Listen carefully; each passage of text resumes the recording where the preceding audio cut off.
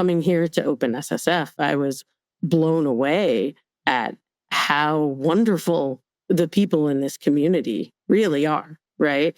I've never met so many just like super nice, but super smart, but super welcoming people that just, want to bring you in and share their knowledge and love for open source and open source security, of course.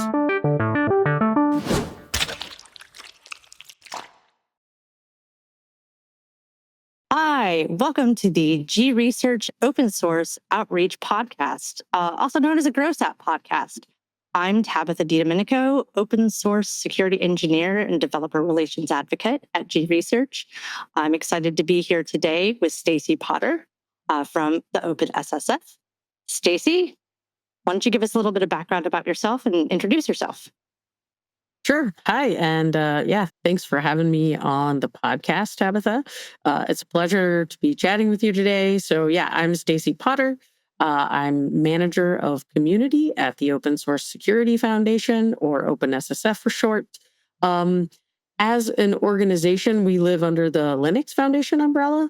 And our ultimate vision is to live in a world where open source software is universally trusted, secure, and reliable. We're similar to other LF projects like CNCF, where we house and support projects or technical initiatives that support the delivery and the security tooling and best practices to secure critical open source software. So that is a quick intro. That is quite a lofty goal. I mean, I could say that all of us would hope to share that same vision of a secure open source ecosystem. So what has been, you have been in this role for a couple of months now, and before that you had some other open source experience, particularly with OpenSSF. So if you could just give us a little bit of your background, maybe how you got into open source to begin with. I think that's always an interesting story. Yeah, sure. So it's funny, I've been, I guess, in this whole tech world since like 2009. But I still feel like a newbie to open source. But I guess I can't really claim that anymore since, the 15 years have kind of gone by. So the first time I ever heard the words open source was back in 2009. When I first got into tech, I joined Palamita, which was a company mainly focused on helping enterprises manage their open source license compliance through like software composition analysis tools and services like M&A due diligence and things like that. I started off as an office manager and kind of like worked my way through various roles there at Palamita. And then after about 7 years, we got acquired. At which time I was like the marketing manager. I went into this new company, Flexera Software, who acquired us and stayed in demand gen. So that's demand generation, right? Marketing. And after 2 years, I was like, not really sure that demand gen is my jam, right? So I went on and I say that that's when my true open source journey really began, was after I left that space, because I got hired on in 2019 by Tamo Nakahara at Weaveworks, and where that was like the developer experience team. And I worked mainly on the Flux and Flagger projects, which were CNCF projects. So Flux and Weaveworks are really where I cut my teeth in open source, I like to say. I got to see, the Flux project in its early stages of being like a sandbox project in CNCF, all the way up through graduation. And Flux, I would say, like made me truly fall in love with open source. So my team at Weaveworks and the Flux community, like in general, had such passionate, dedicated, and people working there and working within this community to create like inclusive, welcoming, and engaging spaces for others to come in and contribute to the project. That's like really where I got my start in open source, was Weaveworks more than anything else. But after that, I went to Dynatrace briefly and worked on CNCF projects, Open Feature and Captain, and then Stacklock after Dynatrace, which was what introduced me to the OpenSSF, where I worked mainly on the Minder project. So I was responsible for shepherding that project through the donation process at OpenSSF. So that's how I came to be OpenSSF community manager, I guess. So sounds like you work on a lot of different sides of being an open source community and part of an open source project from, like you said, initiation all the way through up through graduation as a CNCF project. Uh, how has that understanding of all of these different roles that you've had to take on and all of the interesting ways that people come together to build open source, how has that maybe sort of informed what you're doing now at OpenSSF? Yeah, it's interesting because I realized that I'm kind of in a unique position because I have come from, I've been at a software company where open source was kind of in the periphery, but I wasn't involved with open source, right? When I first began at Palameda. Um, but I was involved with the Linux Foundation because we went to conferences and we were a member. So I've been on the member side of like the Linux Foundation, right? And then, going into like Flux, which was became like a really hefty CNCF project. I got to really, understand how community is built and comes together and works on projects. And then, like I think it's really interesting to have all these different perspectives, to know, when people are coming into the community, how they're trying to figure out what they need from the community and how they can contribute. Sometimes there's limitations, right? With if someone works at a particular organization that may not accept them, contributing on behalf of their organization, right? Others, they're paying folks to contribute to open source projects, right? So I think it's definitely like informed my periphery of understanding how different people come into the projects, the organizations, in all these different ways. So it's been quite a journey. Yeah. Sounds like a lot of different people. People are the hardest part of any sort of technology. So have you found that to be true yourself, or is this just my own experiences kind of showing its bias there? I mean, I think it's been one of the great joys of working in open source for me is the people, right? Yes, I was talking with Catherine Druckman. We were in Open Source Summit Europe together, right?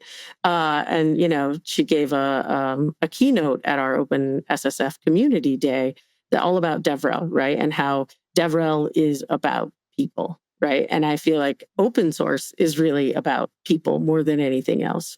And I would say like that's where I think Flux did a really great job of just being as open and welcoming as possible so that people felt safe and included so that then they could, contribute and feel like part of this community, right? It wasn't just like, well, you're not a maintainer, you're not this, you're not that. It was just like, hey, do whatever you can, be whatever you can in this community, and you're going to be welcomed, right? And I feel like it's not special to Flux. I would say that for me, I've seen that happen in many open source projects that I've been involved with. And I felt like Kubernetes space in general was very open and welcoming. And then coming here to OpenSSF, I was blown away at how wonderful the people in this community really are, right? I've never met so many just like super nice, but super smart, but super welcoming people that just, want to bring you in and share their knowledge and love for open source and open source security, of course. So, is there any sort of similar themes between all of these communities that you've experienced that makes them more welcoming? Makes them, if I'm a maintainer on a project and I'm really wanting to grow that, what things can I do, perhaps, to make folks that are looking at the project for the first time maybe want to just leave an issue or even, just adopt it? How can I make it more welcoming to folks? Yeah, I mean, I think that's always the question, right? Like, how do you grow? How do you nurture? I'm not the expert with this, right? I'm not, some guru who's going to tell you how to do all the community growth and how it works and everything like that, right? But from what I've seen is just, being as open as possible with folks, right? Giving them a kudos and things like this. I would say, I mean, the first thing that I hear from community members is documentation, right? So that's always like the big thing. It's like, having some place where people know like how they can contribute in the first place.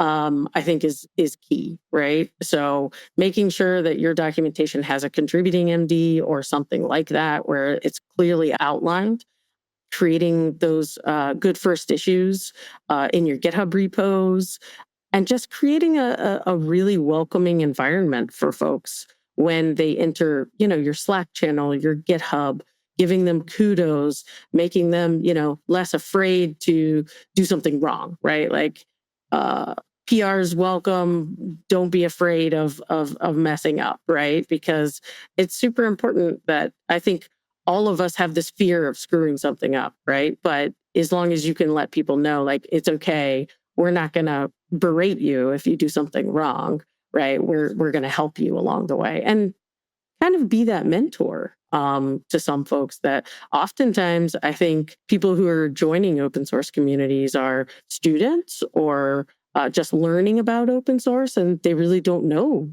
how to do this whole open source thing, right? So just shepherding them through the process, I think, is key. That's a very valid point. I was in a meeting earlier today. The conversation was for internal engineers at a company where they're not used to contributing to open source. It can be very intimidating for somebody who's never had open source experience to push their code in front of the whole world, essentially, and leave it out there for judgment. Uh, and that's not really the intention of that community, is not to come back and judge your code or judge your efforts. Having been on this side of things for a little bit now, I can definitely say those contributions are definitely welcome. That's not just lip service in the contributing guide. It's going to go under scrutiny, because that's how you make a good product, is by reviews from people who are better than you, and it's an opportunity, for individuals to grow too. So I think being able to communicate that, as you said, in some documentation and making the path to becoming a contributor is important. That's a good point. Yeah, for sure. And just being nice, right? Like, Costs you nothing to be nice. yeah, I mean, if you can't be anything, just be kind, right? Just be kind. And that goes such a long way, right? So, with your background being in marketing before you came to open source, I would imagine that you're able to leverage a lot of those skills into building community as well. Is that the case? Yeah, I mean, it was funny because when I was interviewing with Tomo at Weaveworks, I was like, why do you want me as a community manager? Like, I just have this marketing background, right? And she's like, no, no, no, no. If you know how to do marketing, like, you know how to like talk to people just in general, right? Like, I had been doing conferences, like being in the community, but from a marketing perspective rather than from this bottom up. It was more of a top down approach, right? And I have to say, like, I prefer the community side of things by leaps and bounds. I feel like uh, messaging and marketing can get kind of lost in all of the marketing jargon and things like that. But I think the process really taught me how to engage with people, right? And so for that, I'm super grateful. But just understanding how, marketing is this top down approach, community is more of that bottom up approach, and that you have to pick your audiences, right? And you have to know how to speak to different people in different ways. And I think that was like the biggest takeaway that I got from working in marketing and transitioning into community. Because I can't talk to developers the same way that I could, C-suite at enterprise, right? Like That is very those true. definitely aren't exactly the same. Definitely a far apart on how you might approach even selling them the same product or solution to something. Yeah, I can understand that's a big difference there in how you would approach that. So what's up at OpenSSF? What's something that you're excited about that you've had a hand in since you've been there?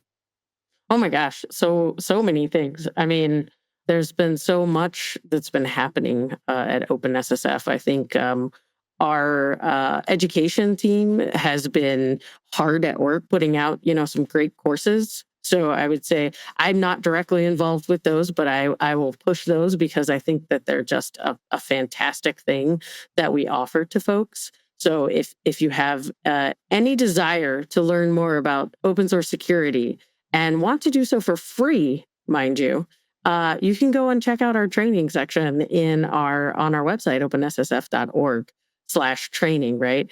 And we have like 8 courses or something like that that you can take for free. The latest one, I believe, is the course on CRA. So, which is, huge topic right now, right? Especially coming off of the heels of Open Source Summit Europe. It was very widely discussed there during that conference. We're trying to give you, some foundation of understanding, what your role is as a steward, as a manufacturer, as, a project maintainer, so that you kind of know what role you play within the CRA. And besides that, there's other education stuff that's coming out too. I think there was a new white paper that just came out in collaboration with Sarah Evans from Dell and our AI ML security working group on AI ML security stuff, which is really really kind of amazing. But what I'm looking forward to is our kind of we're going through this DevRel revamp here at OpenSSF, which we're trying to figure out a way to get the community more active. And I think there's been kind of a misconception, possibly at OpenSSF, where people may have thought, oh, well, I have to be a member organization in order to contribute to OpenSSF. And that's not true at all, right? We are open source first before anything else, right? So we're trying to kind of change the perspective on that and make sure that everyone knows that they're welcome here to contribute to any of our projects. So we're kind of going through a little bit of that right now. And part of that is going to be this ambassador program that we've been working on internally. It's going to be launching soon. We haven't quite put it out yet, but in the next month or two, that's going to be a major effort on our part, is to come out with this really cool, fun ambassador program. I always say I want to make security fun. I think it is, but I'm a nerd like that. So, the ambassador program sounds really, really fun. I know that the CNCF and Kubernetes, there's all these different ambassador programs, and that tends to get a lot more attention on the projects that are sort of in those programs anyway. So I feel like it's a good opportunity to highlight some of the work that folks are doing in OpenSSF. So we'll keep a lookout for more information about that we can send our folks to. Send our listeners to, rather. Let's see, what else do we have to talk about today? So OpenSSF stuff we've talked about. Well, I was going to add this. I know Jay doesn't normally add this question in there, but I'm always curious. So one of the things that's a problem in security, or just open source in general, and everybody's seen the XKCD graphic of the single maintainer holding up the world's infrastructure.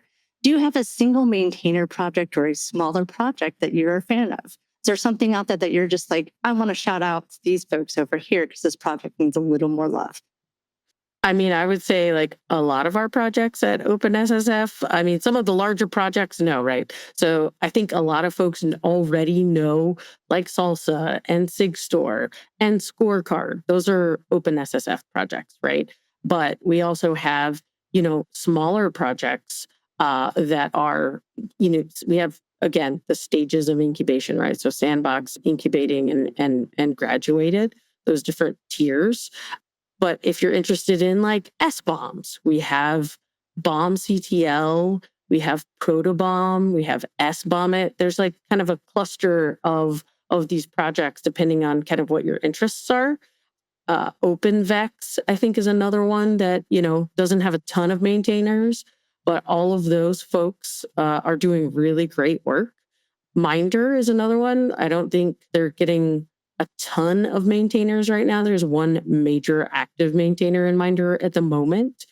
But yeah, those are a couple that I would shout out that could use some extra love. And we have a lot of folks using Scorecard. I would say we don't have a ton of contributors to Scorecard. So if you're using Scorecard and you love it, and it's really helping you, help us out and contribute to the project. Right, right. That's the Exactly. easiest way to do it is to get started is to use a project and contribute to a project that you're already using anyways. Yeah. And I can say with certainty that everyone I've interfaced with at OpenSSF has been nothing but delightful and helpful. So if you're hearing this and are on the fence about contributing or getting involved or just sitting in on a maintainers meeting or going to a community meeting, I encourage you definitely to check it out and do it. It is one of the most welcoming communities I've had the pleasure of joining.